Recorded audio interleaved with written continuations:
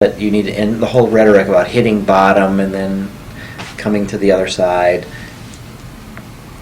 The idea that he had, based on his own LSD experiences, was that you can precipitate this removal of the mechanisms of denial. One of the biggest aspects of addiction is denial, and you can sort of strip away. That's why people have a lot of bad trips on psychedelics, is that the denial screen is removed and right, stuff and it comes blasting. You're right. Right. So with addicts, you want that to come up for them to acknowledge what they're doing to themselves and others, but you want it in a safe context where they can handle it, and then where they're supported to make the necessary changes afterwards. A lot of material, and if you can work through it, oftentimes then people move to this sense of kind of a mystical, spiritual sense of connection with the universe. And that is where people draw strength from. So they're sort of an influx of information that if they deal with it right, they've got a greater honesty within themselves about what they're doing, and then you move into this sense of connection, which can be profoundly healing. And that's what the early research with LSD with alcoholics showed, is that those alcoholics that had this peak experience, that worked through the problems, had this peak connective experience, did better clinically, longer sobriety than those that didn't have this peak experience. You really need the drug. You need control over your product. What is it that you're testing? Right now, if you want to do research with marijuana, you have to get it from the National Institute on Drug Abuse. Their mission, of course, is to prevent drug abuse, which they, of course, define as drug use. Drug use is the same as drug abuse. And they're not very interested in trying to show what's good about marijuana. And the marijuana they happen to grow, they have a contract with Dr. El Soli at the University of Mississippi, who grows shitty pot. And it doesn't have some of the harmful combustion products. So we've done $50,000 to $70,000 worth of research on what's in the smoke, and we're preparing to submit this data to the what's in the vapor, I should say. It's not smoke because you're not actually burning it. So in probably 2 months or so, we'll be submitting this information to the FDA and asking them what additional information do they need to know in order to permit this vaporizer unit to be used in clinical trials as a device. But we're sure to eliminate the particulate matter. When you heat the marijuana up, it's not just the cannabinoids. You do get some plant matter, but you don't get the combustion products, and you don't get as much of the plant matter. So the ratio is changed through a vaporizer. But through a water pipe, the ratio of cannabinoids to particulate matter is not changed. So-called marijuana fraction, or the fraction that's used, that's ingested, addresses symptoms of more diseases than any other medication I'm aware of. It's incredible. Every cause, especially chronic pain, such as suffered by people with arthritis or herniated discs, or very traumatic arthritis in various forms. Cannabis, the hemp plant, provides so many functions, and in that spirit, so to speak, the so-called marijuana fraction, or the fraction that's used, that's ingested, addresses symptoms of more diseases than any other medication I'm aware of. It's incredible.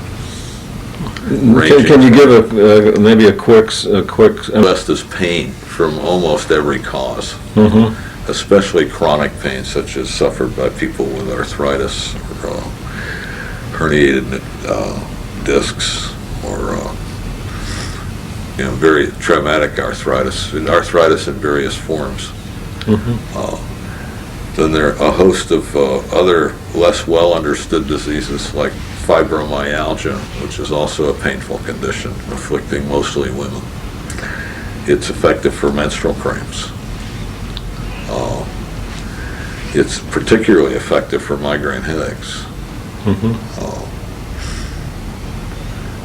Beyond that, the most famous use at the time that the initiatives were being readied for passage was to control nausea and vomiting.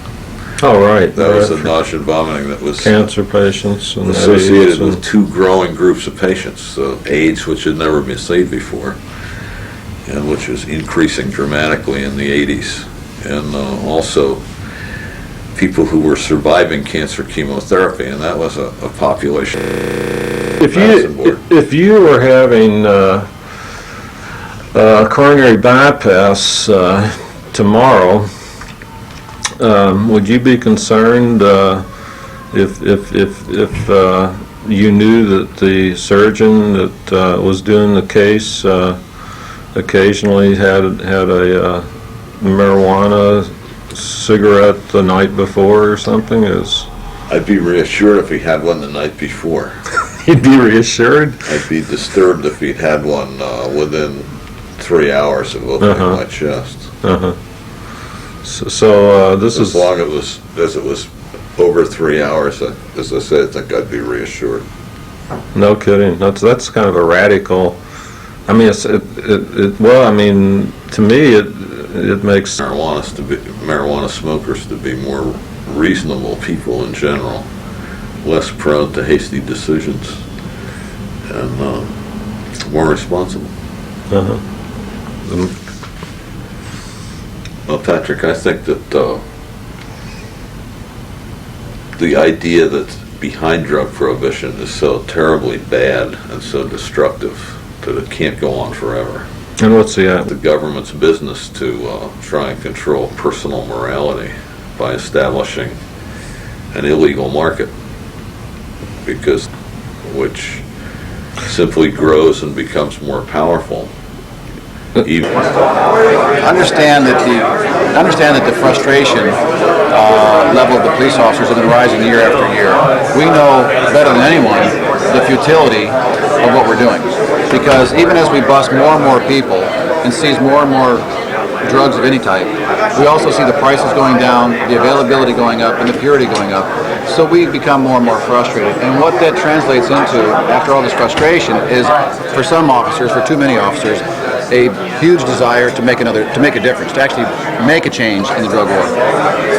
What that results in is officers start on the first slippery slope of being corrupted. And the first part of that corruption is often when they start to lie. They will lie about a drug bust, they'll lie in court, and they will, from there, do essentially whatever it takes to win a conviction. Again, it's a large minority of officers start to look at this drug war as a jihad, as a holy war.